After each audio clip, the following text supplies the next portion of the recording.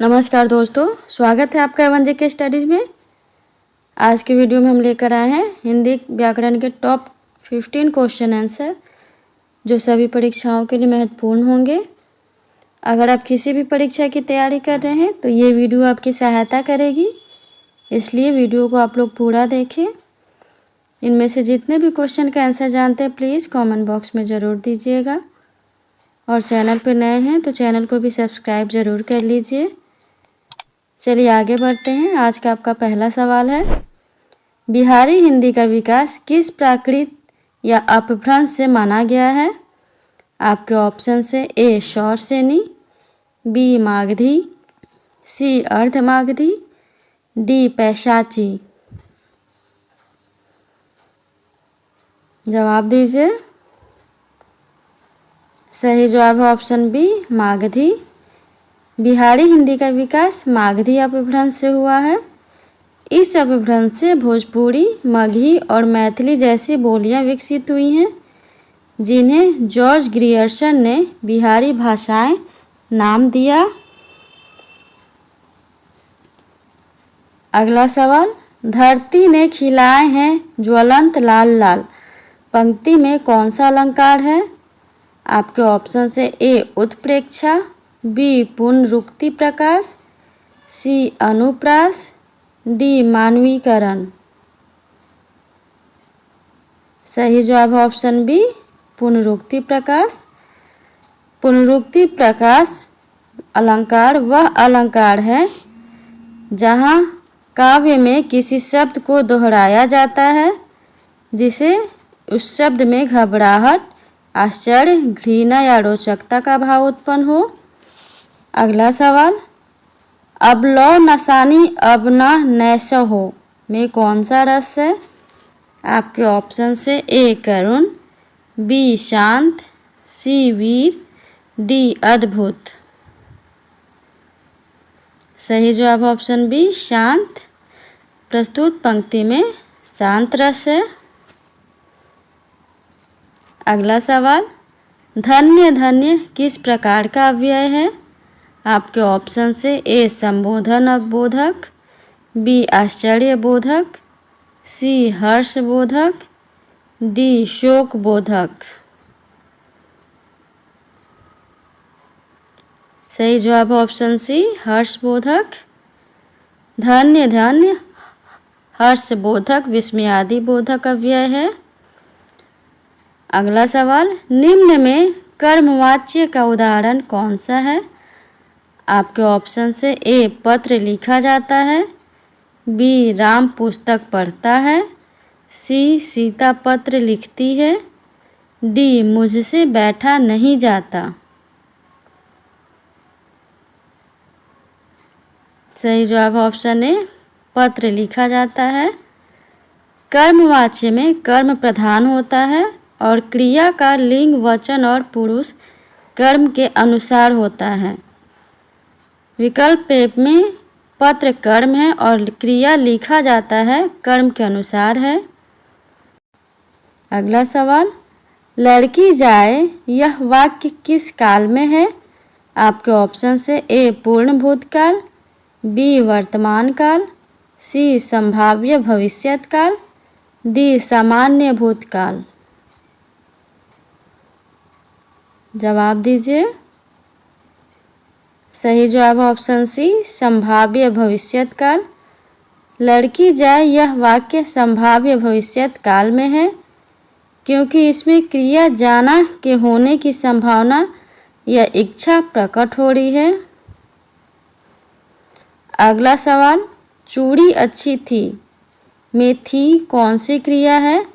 आपके ऑप्शन से ए योजक क्रिया, बी अधिकार द्योतक क्रिया, सी औचित्य बोधक क्रिया, डी अप्रत्यक्ष क्रिया। बताइए। सही जवाब ऑप्शन है योजक क्रिया। वह क्रिया जो वाक्यांश या वाक्य के विभिन्न अंगों को जोड़ने का कार्य करती है योजक क्रिया कहलाती है। इस वाक्य में थी क्रिया चूड़ी और अच्छी को जोड़कर एक पूर्ण अर्थ दे रही है। इसलिए यह योजक क्रिया है। अगला सवाल, वचनामृत का समास विग्रह क्या होगा? आपके ऑप्शन से ए अमृत रूपी वचन, बी वचन और अमृत, सी अमृत जैसी वाणी, डी वचन रूपी अमृत। जवाब दीजिए। सही जवाब ऑप्शन डी वचन रूपी अमृत। वचनामृत का समास विग्रह वचन रूपी अमृत होता है और यह कर्मधारय समास का उदाहरण है। अगला सवाल है, परीक्षा किस प्रकार का शब्द है?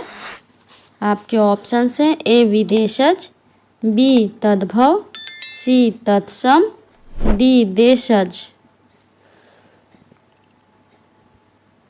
सही जवाब ऑप्शन बी तत्सम। परीक्षा तत्सम शब्द है जिसका तद्भव परक है। अगला सवाल, अर्जन शब्द का विलोम क्या है? अर्जन शब्द का विलोम क्या है? आपके ऑप्शन से ए अर्जित, बी व्ययन, सी अमृत, डी अनर्थ। जवाब दीजिए। सही जवाब है ऑप्शन बी व्ययन। अर्जन शब्द का विलोम शब्द व्ययन है। अगला सवाल, तरंग का पर्यायवाची शब्द है। आपके ऑप्शन से ए पुष्कर, बी कूल, सी जलधि, डी उर्मी। बताइए तरंग का पर्यायवाची शब्द क्या है? सही जवाब ऑप्शन डी उर्मी। तरंग का पर्यायवाची शब्द इनमें से उर्मी है। अगला सवाल है, जिसे तत्काल उचित उत्तर या उपाय सूझ जाए के लिए एक शब्द है। आपके ऑप्शन से ए प्रतिभाशाली, बी बुद्धिमान, सी प्रत्युत्पन्नमति, डी अक्लमंद। सही जवाब ऑप्शन सी प्रत्युत्पन्नमति। चलिए आगे बढ़ते हैं। अगला सवाल है, निम्नलिखित में से किस शब्द में स्वर संधि है? आपके ऑप्शन से ए नमस्कार, बी जगदीश, सी भानुदय, डी दुर्लभ। किस शब्द में स्वर संधि है? सही जवाब ऑप्शन सी भानुदय। भानुदय में स्वर संधि है। अगला सवाल है, इनमें से अर्धविपरीत स्वर कौन सा है? आपके ऑप्शन से ए बड़ी यू, बी ए, सी आ, डी ए। सही जवाब ऑप्शन बी ए। अर्धविपरीत स्वर वे स्वर हैं जिनके उच्चारण में मुख्य द्वार आधा खुला होता है। हिंदी में अ, ए, औ और आओ अर्धविपरीत स्वर के उदाहरण हैं। अगला सवाल, चौकड़ी भूल जाना मुहावरे का अर्थ क्या है? आपके ऑप्शन से ए घबरा जाना, बी बराबर बात बदलना, सी पीछा छुड़ाना, डी ढांढस बंधाना।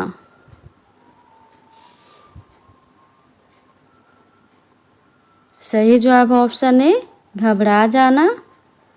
चौकड़ी भूल जाना मुहावरे का अर्थ है घबरा जाना।